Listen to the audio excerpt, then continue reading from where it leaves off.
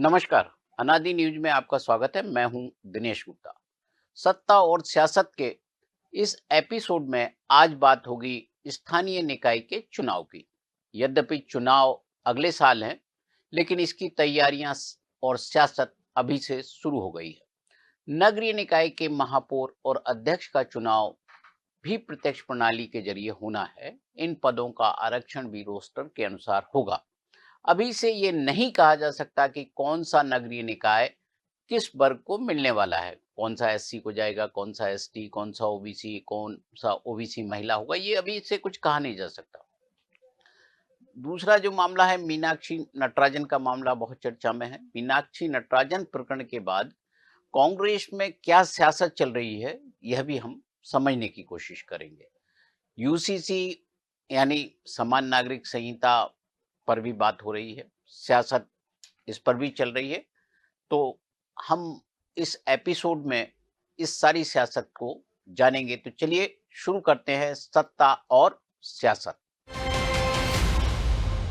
राज्यसभा चुनाव में एक अतिरिक्त सीट भारतीय जनता पार्टी के खाते में आ जाने के बाद मुख्यमंत्री डॉक्टर मोहन यादव और पार्टी अध्यक्ष हेमंत खंडेलवाली ने ही पार्टी का हर छोटा बड़ा कार्यकर्ता उत्साह से भरा हुआ है। पार्टी इसी उत्साह के साथ अगले साल होने वाले स्थानीय निकाय के चुनाव में भी जाना चाहती है। चुनाव अगले साल जून जुलाई के आसपास होंगे। वैसे भी भारतीय जनता पार्टी का कार्यकर्ता कितना भी नाराज हो, लेकिन चुनाव के वक्त होने वाली पूछ परख में ही वह अपना नाराजगी भुला देता है। वो इतने में ही नाराज हो जाता है। अब चुनाव के वक्त उससे थोड़ा सा पूछ लिया जाता है, उसकी ड्यूटी लगा दी जाती है, नेता उसके हालचाल जान लेते हैं, तो वो खुश हो जाता है और काम पर जुट जुट जाता है। भाजपा की सत्ता और संगठन चुपचाप जो है तैयारी कर रहा है। ये स्थानीय निकाय के जो चुनाव होने हैं, इसकी तैयारी भारतीय जनता पार्टी का संगठन जो है तैयारी में जुटा हुआ है। यह समय भी सियासत के लिहाज से बहुत उपयुक्त है। जो जिस तरह का माहौल प्रदेश में, उसके लिए बहुत उपयुक्त समय है। कांग्रेस हमेशा की तरह गुटबाजी से पीड़ित दिखाई दे रही है। नेतृत्व की स्वीकार्यता यहाँ बड़ा मुद्दा है कांग्रेस में। हर नेता अपने हिसाब से कांग्रेस को चलाना चाहता है। दिग्विजय सिंह, कमलनाथ सब अपने हिसाब से चलाना चाहते हैं। प्रदेश कांग्रेस के अध्यक्ष जीतू पटवारी और प्रदेश के प्रभारी हरीश चौधरी का रवैया समन्वय एवं संतुलन के बजाय वरिष्ठ नेताओं के अपमान और उपेक्षा का दिखाई दे रहा है। शायद यही दिल्ली का लाइन भी होगा, यह दिल्ली की लाइन भी हो सकती है, क्योंकि दिग्विजय सिंह का जो एपिसोड था उसमें हमने देखा।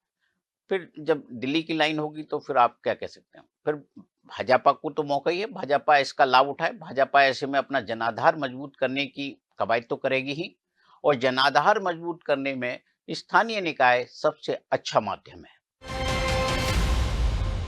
जुलाई 2022 में नगरीय निकाय के जो चुनाव हुए थे, पिछले चुनाव हुए थे, उसमें 16 नगर निगम के चुनाव थे, 76 नगर पालिका और 255 नगर पंचायत के चुनाव हुए थे।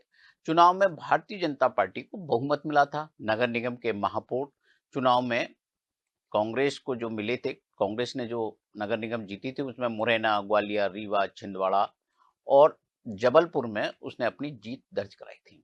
कटनी में भाजपा से बगावत कर चुनाव लड़ी प्रीति शूरी चुनाव जीती थी। जबकि सिंगरौली में आम आदमी पार्टी की रानी अग्रवाल चुनाव जीतने में सफल रही थी। ग्वालियर की महापौर शोभा सिकरवार, रीवा के अजय मिश्रा और सिंगरौली की महापौर रानी अग्रवाल को छोड़कर अन्य सभी निर्वाचित महापौर जो कांग्रेस या अन्य दलों से निर्दलीय जीते थे, वो सब अलग अलग समय में भारतीय जनता पार्टी में शामिल हो गए। जबलपुर के महापौर जगत बहादुर अन्नू भैया फरवरी 2024 में कांग्रेस छोड़कर भाजपा में शामिल हो गए थे। जबकि छिंदवाड़ा के महापौर विक्रम आहाके ने अप्रैल 2024 में कांग्रेस छोड़ दी। वे भी भारतीय जनता पार्टी में शामिल हो गए थे। यद्यपि 18 दिन बाद ही आहाके ने कांग्रेस में वापसी का ऐलान भी किया, वीडियो जारी कर सफाई भी दी। विक्रम आहाके के जरिए कांग्रेस ने 18 साल में पहली बार छिंदवाड़ा के महापौर पद पर अपनी जीत दर्ज कराई थी। विक्रम आहाके के मेयर बनने के बाद देश में उनके संघर्ष की कहानी की भी खूब चर्चा हुई थी। वह बेहद ही साधारण घर से आते हैं, मां आंगनवाड़ी की कार्यकर्ता है और पिता छोटे किसान हैं। वहीं छुट्टियों में विक्रम आहाके भी दूसरों के खेतों में मजदूरी करते थे। पैसे के लिए वह शादियों में जूठी बर्तनें भी साफ किया करते थे। साथ ही मेयर बनने से पहले विक्रम आहके साइकिल की सवारी करते थे। विक्रम आहके की तरह जबलपुर के मेयर जगत बहादुर सिंह ने पलटी नहीं मारी। वे भारतीय जनता पार्टी में गए तो वहीं के हो गए, जबकि वे भी कमलनाथ के करीबी थे। कमलनाथ ने उनको नगर अध्यक्ष बनवाया था कांग्रेस पार्टी का। कमलनाथ ने उन्हें मेयर का टिकट दिलाया, कमलनाथ ने उनका प्रचार किया। इसके बावजूद वो कमलनाथ को छोड़कर भारतीय जनता पार्टी में चले गए।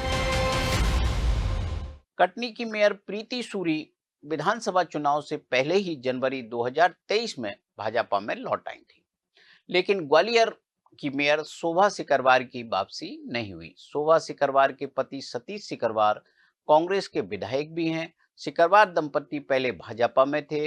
मार्च 2020 में ज्योतिरादित्य सिंधिया के नेतृत्व में जो दल बदल हुआ, उसका असर ग्वालियर की सियासत पर भी पड़ा। सिकरवार ने सितंबर 2020 में विधानसभा के उपचुनाव से पहले भाजपा छोड़ दी और कांग्रेस का दामन थाम लिया। उनके भाजपा छोड़ने की वजह परंपरागत विरोधी मुन्ना लाल गोयल थे। सिकरवार ने 2018 का विधानसभा चुनाव ग्वालियर पूर्व से भाजपा की टिकट पर गोयल के खिलाफ ही लड़ा था। उपचुनाव में गोयल भाजपा से और सिकरवार कांग्रेस की टिकट पर चुनाव लड़े। पहले गोयल जीते थे, उपचुनाव में सिकरवार जीत गए।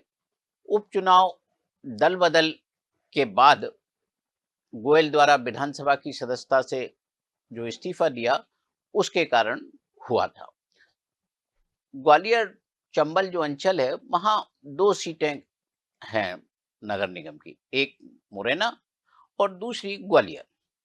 ग्वालियर और मुरैना की ये जो सीटें हैं, दोनों ही कांग्रेस ने जीती थी। मुरैना की जो महापौर शारदा सोलंकी भी लोकसभा चुनाव से पहले कांग्रेस छोड़कर भारतीय जनता पार्टी में शामिल हो गई थी। उनके खिलाफ 10वीं की नकली मार्कशीट का मामला था। बाद में अदालत ने उन्हें यह कहकर बरी कर दिया कि इस मामले का आम जनता से कोई लेना देना नहीं है। बिंद अंचल में 3 नगर निगम हैं, वहां सतना, रीवा और सिंगरौली। बिंद कि ये जो 3 सीटें हैं, इसमें रीवा में कांग्रेस के अजय मिश्रा बाबा महापौर का चुनाव जीते थे। पिछले नगरीय निकाय के चुनाव में कांग्रेस को रीवा की यह जीत 24 साल बाद मिली थी। दूसरे तरीके से कहा जाए तो कांग्रेस ने यह सीट भाजपा से छीनी थी।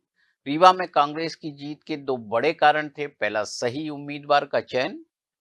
अजय मिश्रा लगातार 15 साल से नगर निगम में पार्षद थे, प्रतिपक्ष के नेता भी रहे।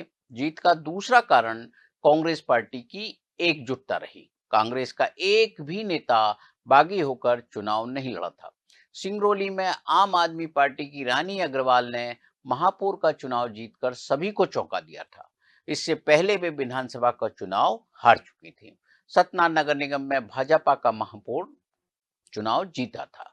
विधानसभा चुनाव से ठीक 1 साल पहले हुए इन चुनावों ने भाजपा का उत्साह बढ़ाया था, यद्यपि उसे अपने हिस्से की कुछ नगर निगमों को गंवाना पड़ा था। बाद में इसकी भरपाई भाजपा ने जीते हुए महापौर का दल बदल कराकर कर ली।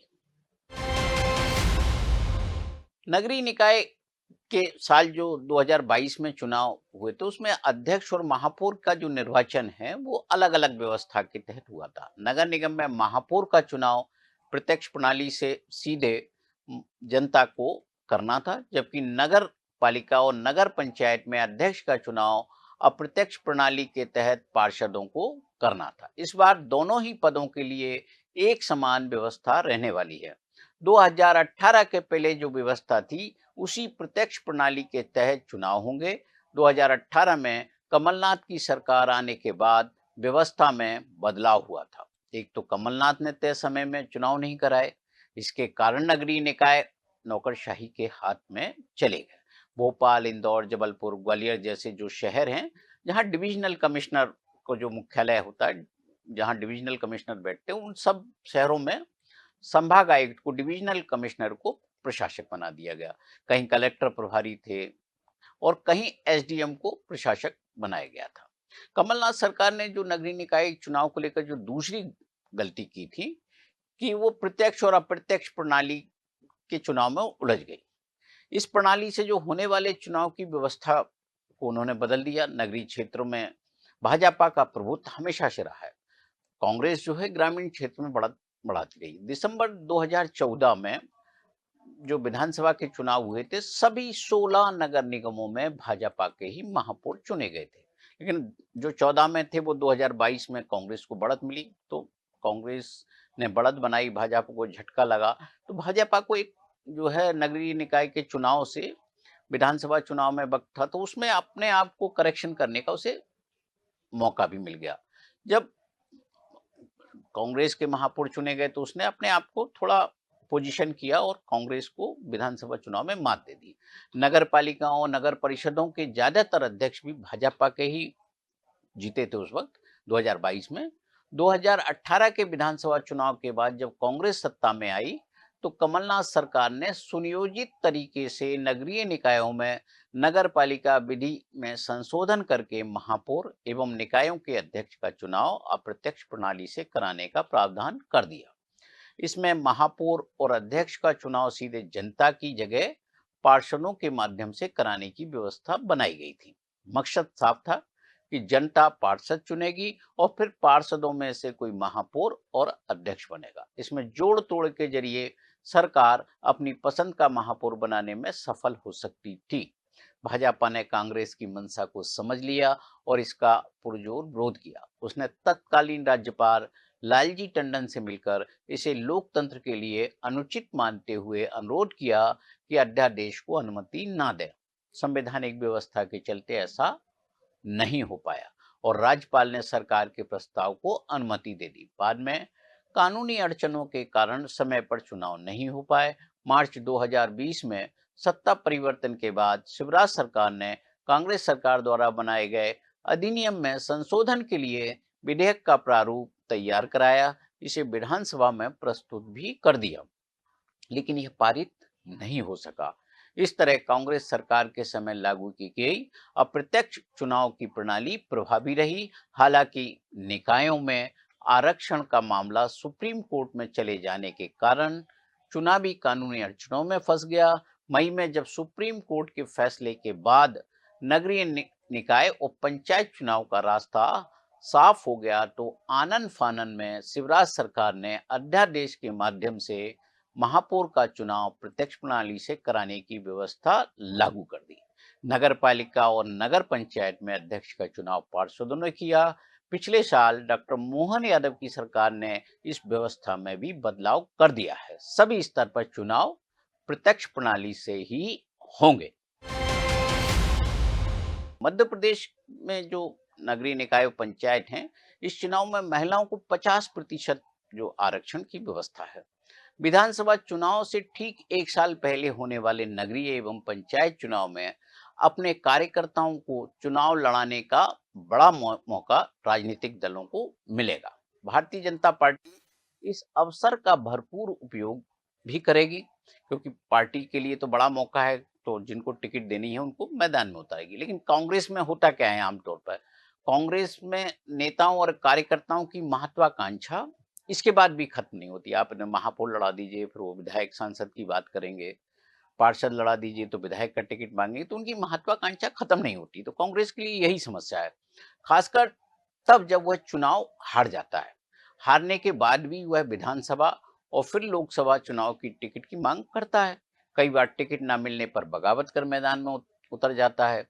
इससे राजनीतिक तौर पर नुकसान भी होता है। पिछले चुनाव में 16 नगर निगम के महापौर पद के लिए कुल 145 उम्मीदवारों ने चुनाव लड़ा था। पार्षद के लिए 15,000 से अधिक उम्मीदवार मैदान में थे। नगर निगम में महिलाओं को सबसे ज्यादा पार्षद के टिकट कांग्रेस ने दिए थे। कुल 485 महिलाएं कांग्रेस की टिकट पर चुनाव लड़ी थी, जबकि भाजपा की ओर से 464 महिला उम्मीदवार मैदान में थी। इसके विपरीत नगर पालिका परिषद के पार्षद हेतु कुल 1026 महिलाओं को भाजपा ने टिकट दिए थे। कांग्रेस ने केवल 973 महिलाओं को उम्मीदवार बनाया था। सबसे ज्यादा 2161 महिलाएं पार्षद चुनाव में नगर परिषद में भाजपा ने उतारी थी। कांग्रेस यहां भी पीछे रही, उसने सिर्फ 1980 महिलाओं को ही टिकट दिया। पदों की संख्या के लिहाज से त्रिस्तरीय पंचायत चुनाव सबसे बड़े होते हैं। लगभग 3,93,000 से अधिक पदों के लिए चुनाव होते हैं। कई स्थानों पर तो चुनाव लड़ने वाले उम्मीदवार ही नहीं मिलते, इतना बड़ा चुनाव होता है। जनपद पंचायत के ही 6,700 से अधिक पदों के लिए चुनाव होता है। इनमें से ही जनपद अध्यक्ष चुने जाते हैं। प्रदेश में जो लगभग 52 जिले हैं अभी एट प्रेजेंट, इसमें 52 जो जिला पंचायत के अध्यक्ष बनेंगे। 313 जनपद है तो 313 जनपद अध्यक्ष होंगे। मतलब जनपद अध्यक्ष की जो संख्या है वो विधानसभा की सीटों से ज्यादा है। तो 313 जनपद अध्यक्ष, इनमें 50% से भी अधिक पद जो राजनीतिक दल जीत लेता है, उसके लिए विधानसभा और लोकसभा चुनाव जीतना बहुत मुश्किल नहीं रहता, कठिन नहीं रहता। यद्यपि त्रिस्तरीय पंचायत के चुनाव गैर दलीय आधार पर होते हैं, लेकिन स्थानीय स्तर पर सभी जानते हैं कि कौन व्यक्ति किस राजनीतिक दल से जुड़ा हुआ है। विधानसभा या लोकसभा के चुनाव जीतने में दिक्कत तब होती है जब ऊपर के स्तर पर गुटबाजी हावी हो, जैसा हम कांग्रेस में देखते हैं।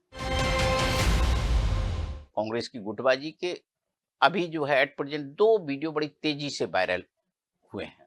ये दोनों ही वीडियो उस प्रेस कॉन्फ्रेंस के मंच के थे जो कि मीनाक्षी नटराजन के नामांकन पत्र के निरस्त होने के बाद आयोजित की गई थी। दोनों ही वीडियो इस बात की ओर इशारा कर रहे थे कि प्रदेश कांग्रेस का मौजूदा नेतृत्व पूर्व मुख्यमंत्री और वयोवृद्ध नेता दिग्विजय सिंह को अलग थलग करने में जुटा हुआ है। एक तो पहले भी उनको आपने राज्यसभा का टिकट नहीं दी, घर बैठा दिया। अब इस तरह का जो वीडियो आया है उसका व्यवहार से कि लगता है कि अलग थलग करने में जुटा हुआ है। एक वीडियो था, उसमें प्रदेश के जो प्रभारी महासचिव हैं हरीश चौधरी बहुत ही तल्ख अंदाज में दिग्विजय सिंह से व्यवहार कर रहे हैं, उनसे बातचीत कर रहे हैं। वीडियो में वे दिग्विजय सिंह से इस तरह पेश आ रहे हैं जैसे वे कोई मामूली नेता हों। दूसरे वीडियो में प्रदेश कांग्रेस अध्यक्ष जीतू पटवारी उन्हें अपने पास वाली कुर्सी से दूर जाने के लिए इशारा करते दिख रहे हैं। कांग्रेस के नेताओं की इसी गुटबाजी ने उसका सत्ता में वापसी का रास्ता रोक रखा है। दिग्विजय सिंह को मंच पर मौजूदा नेतृत्व उपेक्षित कर रहा था, तो दूसरे पूर्व मुख्यमंत्री कमलनाथ दिल्ली में बैठकर तमाशा देख रहे थे और आला नेतृत्व को यह संदेश देने में लगे थे कि नटराजन को टिकट देकर गलती की गई। गुटबाजी जब भोपाल में होगी तो निश्चित तौर पर इसका जो असर है दूर दराज के इलाकों में भी दिखाई देगा। भोपाल से लेकर दूर दराज के इलाकों तक बहुत ही आसानी से हमको कांग्रेस में ये दिखाई दे जाता है।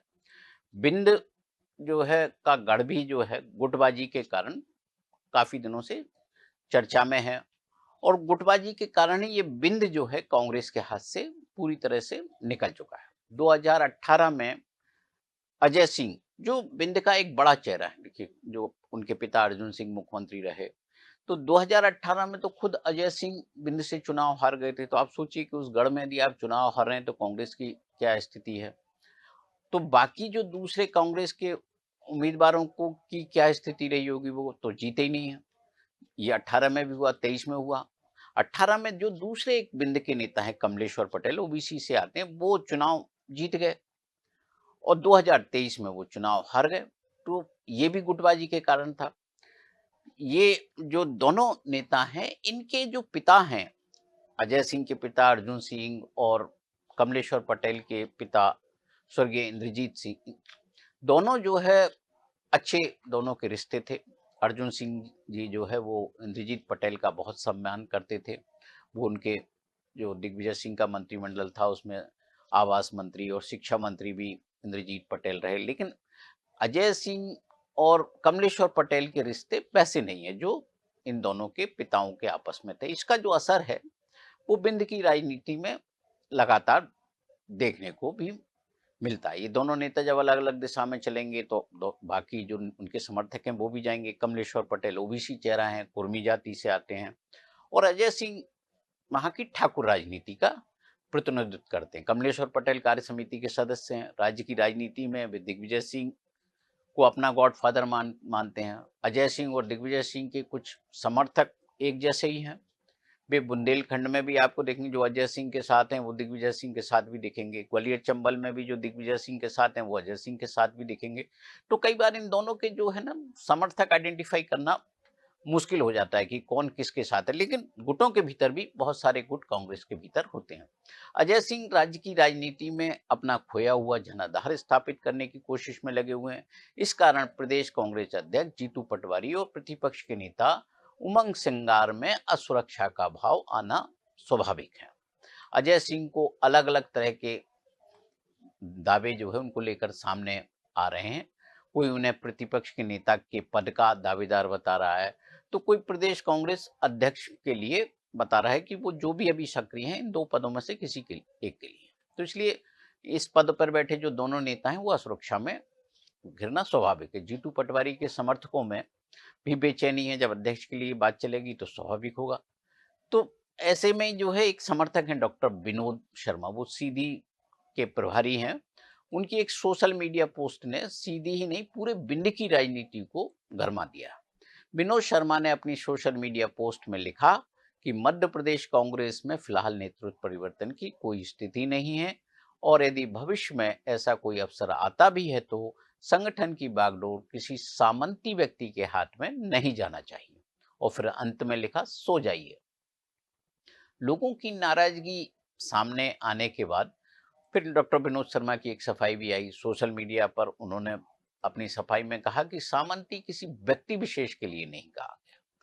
अब लोग पूछ रहे हैं कि जब कोई व्यक्ति विशेष निशाने पर नहीं तो फिर सामंती शब्द का प्रयोग करना ही क्यों था। अब सामंती यहाँ क्यों, सामंती जब बात होगी तो ठाकुर राजनीति की बात होगी, फिर अजय सिंह से जाकर ये जुड़ जाता है।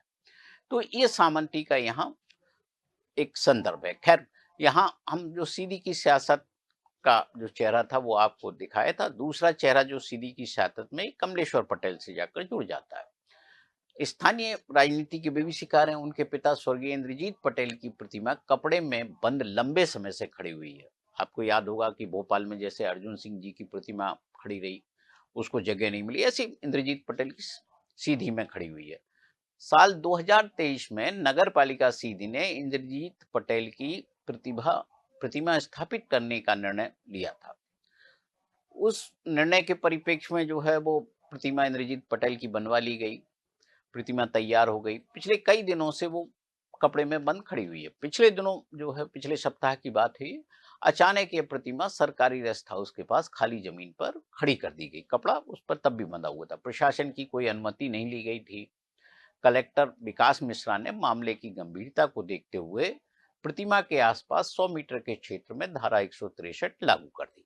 जिला प्रशासन के अनुसार प्रतिमा पूरी तरह से अवैध ढंग से रखी गई है। कोई पूर्व अनुमति भी नहीं ली गई। इंद्रजीत पटेल सीधी से 7 बार के विधायक चुने गए थे। वे क्षेत्र के एक लोकप्रिय नेता थे। इसके बाद भी उनकी प्रतिमा के लिए कोई जगह नहीं मिल पाई, तो जाहिर है कि कोई सियासत होगी। पटेल कुर्मी समाज से हैं, तो जाहिर है इस समाज में नाराजगी होगी और समाज का वोटर पूरे विंध्य प्रदेश में है। पड़ोसी राज्य उत्तर प्रदेश में भी इस वर्ग का वोटर है। अब बात हम उस सियासत की करते हैं जो भोपाल मध्य क्षेत्र के विधायक आरिफ मसूद कर रहे हैं। हम बात कर रहे हैं समान नागरिक संहिता की, यूसीसी की। यूसीसी राष्ट्रीय स्वयंसेवक संघ का बड़ा राजनीतिक मुद्दा रहा है। भारतीय जनता पार्टी आहिस्ता आहिस्ता इस मुद्दे पर आगे बढ़ रही है। यूसीसी को सबसे पहले उत्तराखंड और फिर गुजरात में लागू किया जा चुका है। यूसीसी का उद्देश्य सिर्फ अल्पसंख्यक समाज यानी सिर्फ मुस्लिम तक सीमित नहीं है। इसमें लिव इन रिलेशन को लेकर भी प्रावधान किए जाने हैं। मुख्यमंत्री डॉक्टर मोहन यादव ने कहा है कि वो लिव इन को लेकर जो है जो प्रावधान करेंगे उसमें बच्चे को लेकर भी होगा, संपत्ति को लेकर भी प्रावधान होंगे, ऐसा उनका बयान है। मध्य प्रदेश के मुख्यमंत्री डॉक्टर मोहन यादव है, मध्य प्रदेश के मुख्यमंत्री। उन्होंने कहा है कि वो विधानसभा के जो ये जो सत्र होगा, मानसून सत्र, उसमें ये बिल पेश करेंगे। मुख्यमंत्री ने रिटायर्ड जस्टिस रंजना प्रकाश देसाई की अध्यक्षता में कमेटी पहले ही गठित कर दी थी। समिति ने अपना काम भी शुरू कर दिया। जिलों में वो घूम रही है, जिलों जिलों में जाकर लोगों से बात कर रही है, उनके सुझाव ले रही है। वेबसाइट के जरिए भी लोगों से सुझाव मांगे गए हैं। 22 जून सुझाव देने की अंतिम तारीख है। आरिफ मसूद की सियासत भी इसी सुझाव से जुड़ी हुई है। उन्होंने मुस्लिम समाज से भी अपनी राय दर्ज कराने के लिए कहा है। आदिवासी समाज के लोगों से अपील की है। यूसीसी की ये जो सियासत हो रही है जो समिति का गठन हुआ है, इससे राज्य की जो आदिवासी राजनीति है उसमें कहीं भी कोई विरोध की प्रतिक्रिया हमारे सामने अभी तक नहीं आई है। सरकार भी स्पष्ट कर चुकी है कि आदिवासियों की रीति परंपरा को यूसीसी में शामिल नहीं किया जाएगा।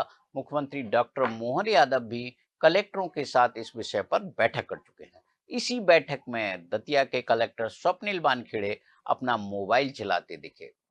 मुख्य सचिव अनुराग जैन की नजर जब उन पर पड़ी तो उन्होंने बैठक में ही वानखेड़े को फटकार भी लगाई, यूसीसी की गंभीरता भी बताई। स्वप्निल वानखेड़े सोशल मीडिया पर सबसे चर्चित आईएएस अधिकारी हैं।